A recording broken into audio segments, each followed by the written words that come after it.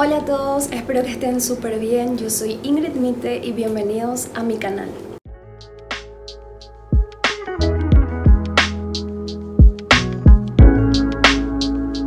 Este es uno de los videos que más quise hacer hace ya mucho tiempo porque en este video les voy a hablar de la muerte física y espiritual de Jesús. Sí, de Jesucristo.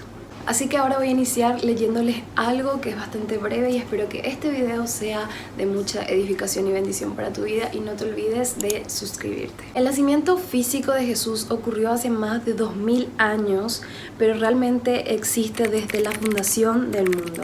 Él vive por la eternidad, es el primero y el último, el alfa y el omega, es el creador de todas las cosas y todo ha sido hecho por Él y para Él. La presencia física de Jesús en la tierra dividió la historia de la humanidad en dos, antes de Cristo y después de Cristo. Pero, ¿quién es verdaderamente y para qué vino?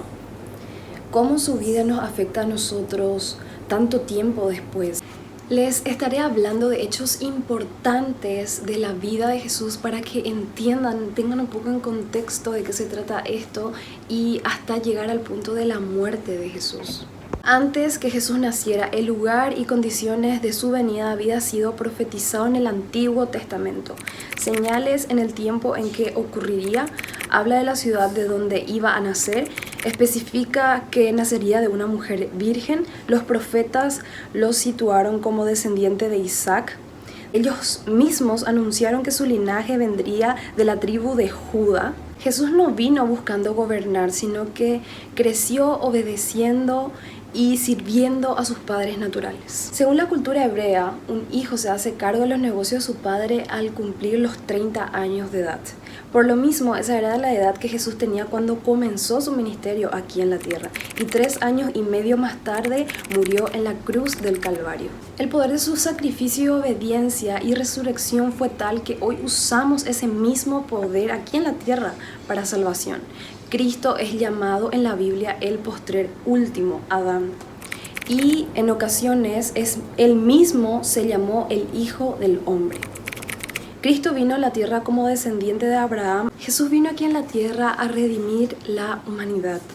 En la cruz del Calvario ocurrió un intercambio divino. Jesús tomó el lugar que a nosotros nos correspondía, por lo que nosotros debíamos pasar, pero Él cargó con todas nuestras rebeliones, enfermedades, con la pobreza y con todo el castigo que a nosotros mismos nos pertenecía. A cambio nos dio sus bendiciones y todo lo que Él verdaderamente merecía, porque Él era santo, sin manchas y sin pecado. Él nos dio todo lo que Él le merecía a nosotros, siendo pecadores. ¿Por qué? Porque Él mismo cargó con el pecado del mundo, con nuestros pecados, pagando en una cruz por todos ellos. Ahora les quiero explicar un poco cómo es que la muerte entra a la humanidad. La muerte llega a la humanidad como consecuencia del pecado. La consuficiencia después de haber sido concebido da a luz el pecado, y el pecado al haber sido consumido da a luz muerte. Eso es lo que nos dice en Santiago 1:15. Podemos identificar 3 fases de la muerte de una persona y les voy a explicar cuáles son esas 3 fases. La primera que les voy a explicar es la muerte espiritual. Ocurre incluso antes de nacer. Todos somos separados de Dios como consecuencia del pecado original. Fue el tipo de muerte que sufrió Adán cuando pecó contra Dios. Físicamente Adán vivió muchos años. Su espíritu murió al ser separado de Dios. Cuando Adán pecó, automáticamente él estaba separado de Dios. Eso quiere decir que estaba muerto espiritualmente, por más que físicamente estaba con vida por muchos años más. Y quiero aclarar aquí que Jesús nació de una virgen, así que Él nació sin pecado, sin mancha alguna. Él no nació como nosotros. Él nació sin pecado porque Él vino del Espíritu Santo de Dios. Jesús, por cada iniquidad nuestra, por cada pecado nuestro, vino por obediencia aquí en la tierra a pagar por todos esos pecados y por todas aquellas iniquidades. Vino a hacer eso aquí en la tierra por obediencia a Dios y por amor a mí y a vos y a mí. Al morir espiritualmente, Cristo fue cortado de su vida de comunión con el Padre Celestial. Así que eso fue lo más doloroso para Jesús. Fue tener que cargar con ese concentrado de maldad humana. Por primera vez sintió la oscuridad de la envidia, el homicidio, la prostitución, la culpa, el miedo, la falta de perdón, el rencor y el resentimiento y muchas cosas malas más que nosotros experimentamos aquí en la tierra, consecuencias de nuestros pecados y nuestras faltas hacia Dios. Él lo tuvo que cargar todo. Jesús cargó con todos los actos desde el principio de la raza humana que han ofendido a Dios. Él se hizo pecado por nosotros y recibió el castigo que nos correspondía por nuestros pecados. Todo ser humano nace con la iniquidad generacional del pecado. Así que les quiero leer cómo es que eso sucede, la cual arrastramos desde tiempos de Adán y Eva, o sea que eso viene desde Adán y Eva. Nacemos ya apartados de Dios. El pecado nos separa de Dios. Esa es la primera fase de la muerte espiritual, a la cual todo ser humano se somete por herencia, por descendientes de Adán y por comisión, según Romanos 3:23, todos sin excepción hemos sido pecadores, y aquel que diga que no pecó hace mentiroso a Dios.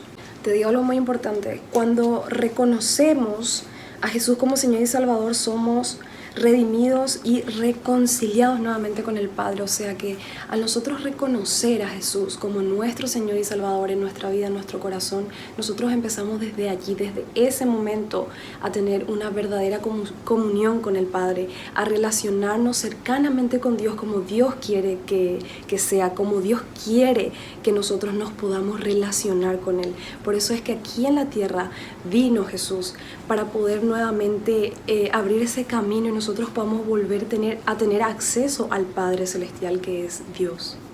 Ahora les quiero hablar de la segunda fase de muerte, que sería la muerte física.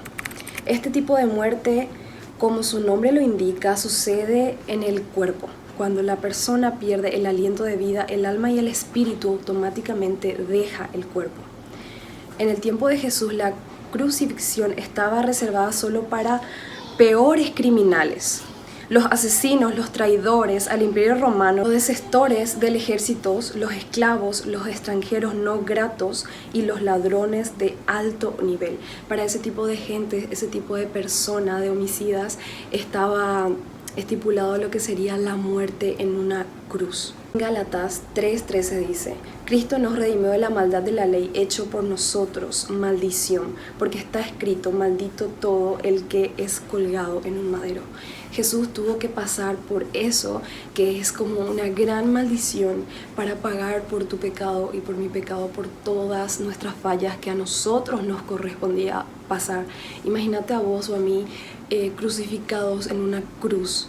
Jesús tuvo que pagar por eso una sola vez, para que verdaderamente, como ya les mencioné, tendremos nosotros de esa forma, y solo de esa forma podemos tener acceso al Padre, y solo de esa forma nosotros podemos ser redimidos, y solo de esa forma nosotros podemos ser justificados ante el Padre. Jesús fue azotado casi 700 años antes de que esto sucediera. A Isaías se le reveló el castigo que padecería el Salvador del mundo.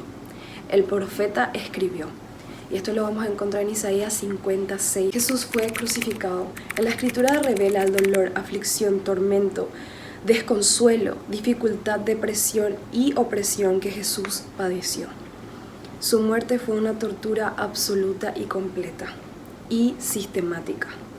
Él se hizo pobre, se hizo maldición, se hizo pecado y se hizo vil ante los ojos de los hombres, para que nosotros fuésemos enriquecidos, bendecidos, limpiados y justificados por el poder de su sangre.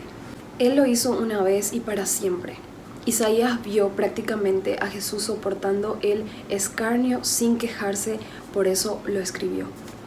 Y aquí les voy a estar dejando Isaías 53, 7 al 10, para que puedan ir a leer en la palabra, que verdaderamente acá explica muy bien por lo que Jesús tuvo que padecer. Así que solo para que tengamos una idea aproximadamente de lo que significó para Jesús cargar esa cruz pesada desde el palacio de Poncio Pilatos hasta la cima del monte Calvario. Quiero dar unos datos extremadamente importantes. Se calcula que la cruz pesaba alrededor de 300 libras, más de 136 kilos.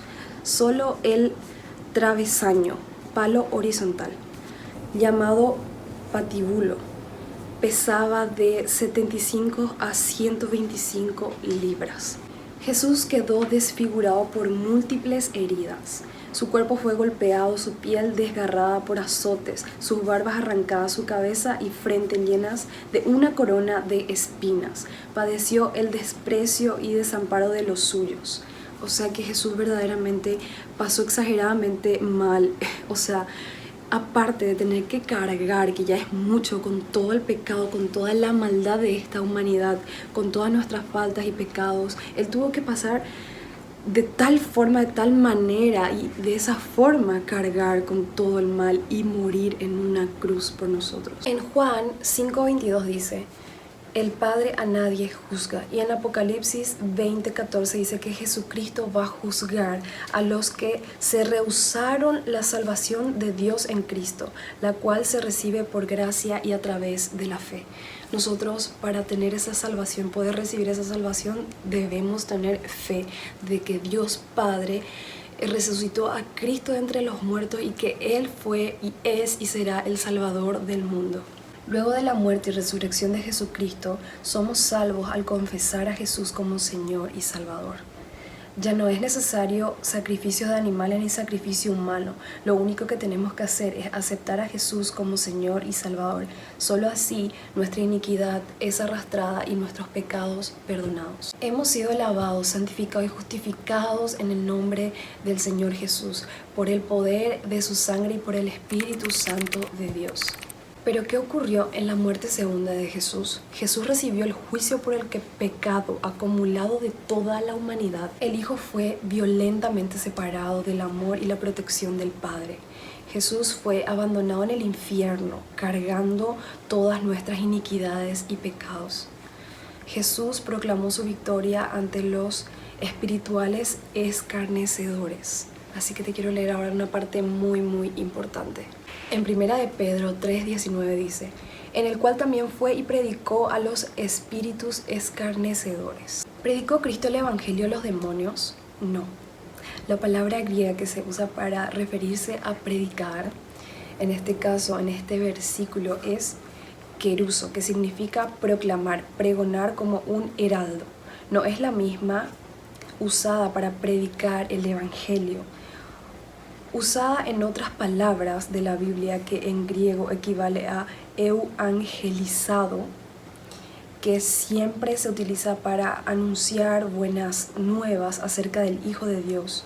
Por ejemplo, en Gálatas 1:8 y en 1 de Pedro, lo que dice en 1 de Pedro 3:19 es que Cristo como heraldo, mensajero, representante o enviado de Dios fue donde estaban los espíritus encarcelados, espíritus angélicos caídos, espíritus que anteriormente eran ángeles de Dios. Estos serían los ángeles caídos. Jesús proclamó su victoria para humillarlos. Es como que Jesús les dijera: ahora yo soy el que tengo las llaves del infierno y de la muerte. He vencido a Satanás.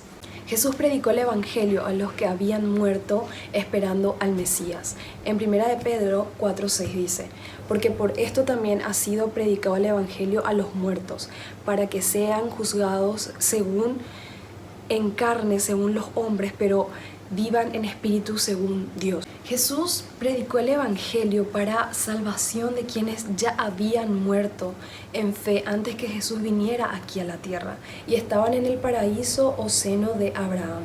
Se levantaron de sus sepulcros. Y en Mateo 27:52 a 53 habla exactamente de esto, donde también acá deja una parte que dice: y fueron los primeros en recibir el Evangelio después de que Cristo venció a Satanás en el mismo infierno. Y esta parte tan importante que les quiero leer, Cristo restaura nuestra relación con el Padre. Él murió en la cruz cargando en su cuerpo por todos nuestros pecados e iniquidades, y fue como una muerte física y espiritual. Después descendió al infierno por 3 días y por 3 noches y pagó por todos nuestros pecados. Y en la muerte segunda, arrebatándole las llaves del Hades y de la muerte a Satanás.